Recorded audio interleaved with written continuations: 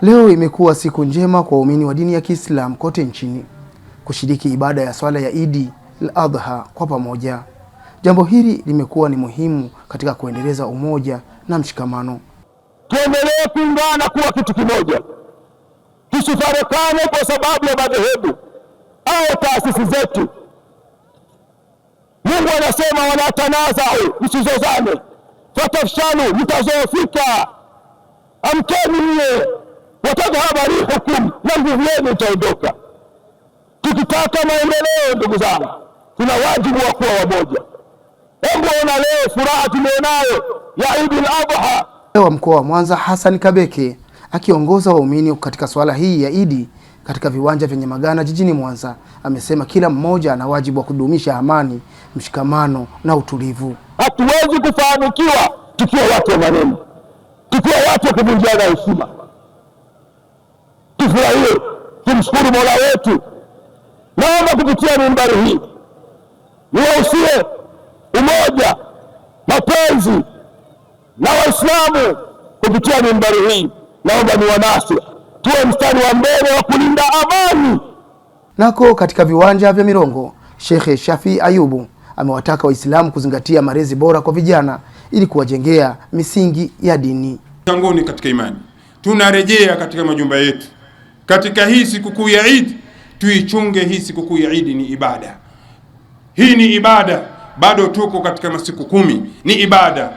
Tumche Allah tabaraka wa taala, tuchunge mipaka ya Allah tabaraka wa taala, tuache makatazo ya Allah, tushikamane na maamrisho ya Allah katika hizi siku. Ndugu zanguni katika imani, rifqan ahla sunna li ahli sunna, tuvumilianeni katika mizozo. Huwezi kukuta Waislamu msikiti mmoja wenye manhaji moja wakaelewana. Ndugu zanguni, tunaenda wapi? Wamekusanyika watu kwa kufanya jambo la kheri, shetani naye anapita hapo anataka kuwaparanganyisha. Ndugu zanguni, hii ni mikakati ya shetani. Ikitokea hatuelewani, basi tukae pamoja tufanye sulhu. Usiseme mimi nachukua kile na yule achukue hiki, na ukiona hali ni ngumu zaidi, basi kubali wewe kutoka, ili mradi sehemu hiyo Uislamu uendelee. Tumerudi nyuma ndugu zanguni. Nao baadhi ya waumini wamesema wamefurahishwa na baadhi ya hutuba za viongozi zinazohamasisha mshikamano na umoja. Malezi mema ni jukumu la wazazi, pamoja na kwamba jamii imeharibika. Ni hutuba ambayo kwa kweli imetukumbusha mahali pazito sana, hasa katika jamii ambavyo inapokwenda maadili yanaporomoka. Kwa hiyo Sheikh ametukumbusha nyenzo muhimu sana ambazo zimeongozwa katika dini za kuongoza watoto kufikia katika wema. Islam, siku kama ya leo tukirejea ya maneno, tukaweka swala la kuwa kitu kimoja, wala tusifarakane. Watu mnaabudu katika sehemu moja lakini mnafarakana. Kwa kweli tunapokuwa kitu kimoja, Allah atatujalia na tutakuwa na maendeleo makubwa.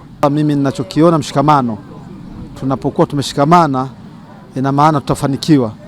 Tutakapokuwa tumeshikamana tutatengeneza mambo mengi. Allah tabaraka wa taala awafungue vifua wale wote, tusiwe watu wagombana, tuwe watu wamoja, tuwe katika siratal mustaqima.